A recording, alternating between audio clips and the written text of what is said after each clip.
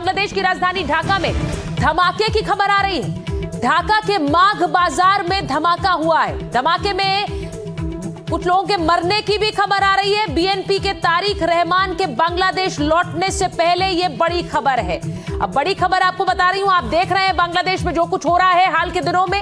बांग्लादेश में जिस तरह से एक विरोध प्रदर्शन हादी की मौत के बाद देखा गया, वहां आपने ये भी देखा कि हादी के हत्यारों को पकड़ने के लिए किस तरह एक मुहिम की बात की जा रही है। इस बीच ढाका के माघ बाजार में धमाके की खबर आ रही है। मेरे सहयोगी आदित्य राज कौल इस वक्त हमारे साथ फोन लाइन पर जुड़ रहे हैं। आदित्य, क्या खबर है ढाका से इस वक्त? जी, बड़ी खबर आ रही है। ढाका के माघ बाजार इलाके से एक बॉम्ब ब्लास्ट हुआ है जिसमें एक व्यक्ति की मौत हो गई है। ढाका की पुलिस ने इसकी पुष्टि की है। कहा जा रहा है कि एक फ्लाईओवर है साउथ ढाका में, जो साउथ मेट्रोपॉलिटन के इलाके में आता है, वहां पर माघ बाजार इलाके में एक फ्लाईओवर के नीचे अचानक बम ब्लास्ट हुआ।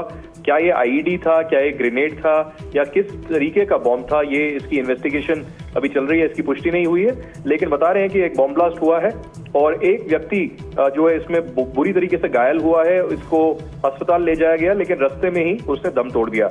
ये बहुत बड़ी खबर आ रही है क्योंकि कल ही तारिक रहमान, जो बीएनपी के सरबराह हैं, वो 17 साल के अज्ञातवास के बाद यूके से बांग्लादेश आ रहे हैं। बांग्लादेश की राजनीति में तारिक रहमान का आना एक बहुत बड़ी एक पहल है क्योंकि चुनाव होने वाले हैं अगले 2 महीने में। और अभी बांग्लादेश की जो स्थिति है वो बहुत ही अस्थिरता की तरफ बढ़ती दिख रही है क्योंकि हाल ही के दिनों में हमने देखा 10 दिन पहले उस्मान हादी को मारा गया और अब ये बम ब्लास्ट ढाका में होते हुए और उससे पहले एक हिंदू व्यक्ति को मार देना, तो जो अस्थिरता की सिचुएशन अभी है वो बरकरार है। और यूनिट सरकार से बहुत प्रश्न भी किए जाएंगे लोगों से कि कैसे ये बम ब्लास्ट हो रहा है और क्यों लोगों को मारा जा रहा है और क्यों ऐसी स्थिति बनी हुई है। पूरी लॉ एंड ऑर्डर की धज्जियां उड़ी हुई हैं बांग्लादेश में अभी। लेकिन बहुत बड़ी खबर अभी कि माघ बाजार ढाका में एक ब्लास्ट हुआ है।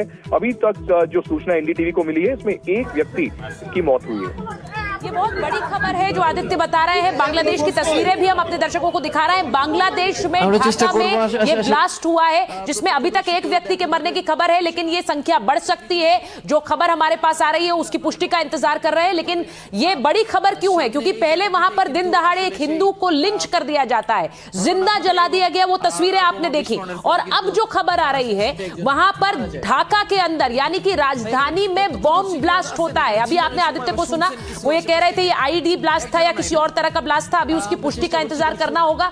लेकिन इसका सीधा मतलब यह है कि ढाका बिल्कुल भी सुरक्षित नहीं है। दिन दहाड़े वहां ब्लास्ट हुआ है और उसके बाद जैसा उन्होंने कहा कि बीएनपी के नेता तारिक रहमान की वापसी होने वाली है। और उससे पहले आप देख रहे हैं, एक बार आदित्य के पास वापस जाऊंगी। आदित्य अगर हमारे पास है, आदित्य, वहां पर चुनावों को लेकर हमने देखा कि ये बार बार खबर आ रही है कि चुनावों को रोकने की एक प्रयास के रूप में देखा जा रहा है, जो कुछ पिछले दिनों हुआ है। अब बीएनपी के नेता का वापस बांग्लादेश आना, वो भी वहां पर चुनावी प्रक्रिया से ही जुड़ा हुआ है। लेकिन इन सब के बीच एक माहौल बना देना कि बांग्लादेश सुरक्षित नहीं है। जी बिल्कुल, वहां पर चुनाव को लेकर गहमा गहमी तो बनी हुई है। फरवरी के महीने में मोहम्मद यूनुस ने अनाउंस किया है कि चुनाव होंगे, लेकिन अवामी लीग को पूरी तरीके से बैन कर दिया गया है। तो उनमें रोष है बहुत ज्यादा।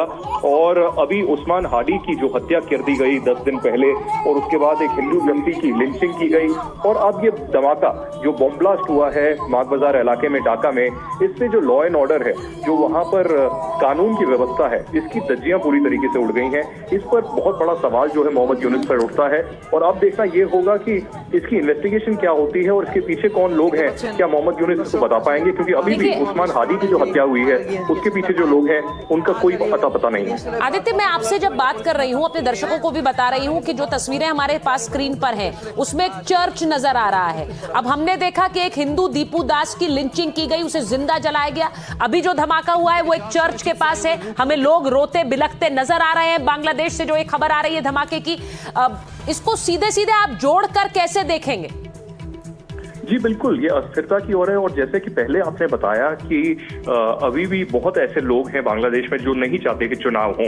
वो चाहते हैं कि इस्लामी कट्टरपंथी जो लोग हैं उनको जो है पूरी शह मिले, उनको पूरी तरीके से बढ़ावा मिले। और तभी हमने देखा कि अभी 16 तारीख को जब जमाते इस्लामी सड़कों पर आई तो लाखों की तादाद में लोग उनके साथ आए। और ये पहली बार ऐसा हुआ है कि जमाते इस्लामी को इतना ज्यादा सपोर्ट वहां पर मिला है। तो देखना अब होगा कि क्या अस्थिरता की ओर बांग्लादेश बढ़ता रहेगा या अभी काबू में स्थिति आएगी। हो नहीं सकता कि यूनिस काबू में लाएं स्थिति को, क्योंकि अभी भी उस्मान हादी के हत्यारों का कोई पता नहीं है। और अब ये धमाका जो हो रहा है, इस पे बहुत बड़ा प्रश्न जो है यूनिस सरकार पर और उनके पूरी तरीके से जो फेलियर पर आता है।